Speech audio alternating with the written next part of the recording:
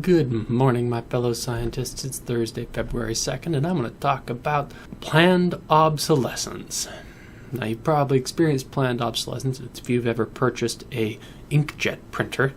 The last time I purchased an inkjet printer was in about 2003, and I swore I would never do it again. The problem with inkjet printers is that they are priced so competitively that the only ones you can buy are ones priced on the razor and blade model. That is to say, you buy the printer, but you're not really buying the printer. You're buying a subscription to the ink, for which you will pay an exorbitant amount every 6 months, whether you need it or not.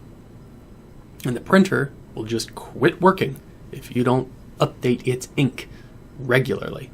Is that ink still good? Of course it is. It's fine. That's not the point. The point is, they want your $50 for a new set of ink cartridges. So that kind of model really bothers me, and I feel like it's essentially extortion, and that it is a false advertisement that you are buying the printer when in fact you're renting it. And this kind of business model, where you are sold a device that you will in fact rent for its useful lifetime, is growing in popularity. When you get a cell phone, you don't so much buy the cell phone as you rent it. The subscription you pay to your provider is what they really are trying to sell, and they're willing to take a loss on the phone in order to lock you into a contract at an extremely high rate indefinitely. You can get around that to some extent with providers like Republic Wireless, where you have to pay up front the full price for your phone, but afterward you can use your phone on Wi-Fi without having to pay exorbitant network fees. And I think that that's a far better way to approach this issue. Here's another example of this you bought it but you didn't really buy it business model. The Electronic Frontier Foundation argued in court that a person who buys a tractor has the right to repair said tractor.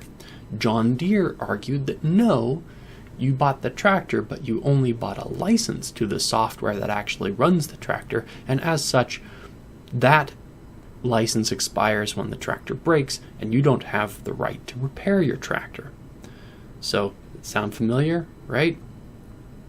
These are extractive rather than productive economic decisions taken by companies that want to wring money from the people buying their product rather than provide value in exchange for that money. That kind of practice should be illegal. It should be illegal to sell something and then tell them later, oh yeah, but you don't actually own it. Certain components within the piece of equipment we sold you still belong to us, and if we choose to brick your device at any time, we can.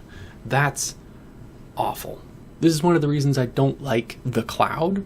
I know that it's kind of everything these days, but I hesitate to tie myself too deeply to the cloud with my personal computer, because I want at least to maintain the illusion that if I should be disconnected, I would still be able to use the critical functions of the device that I purchased.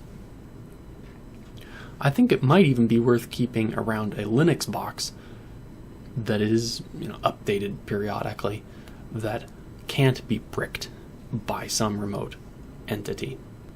Anyway, random musings on planned obsolescence. Tune in next time, Monday, maybe Saturday, and we'll talk more about science and open source hardware and the kinds of things we love here in the Allen Lab.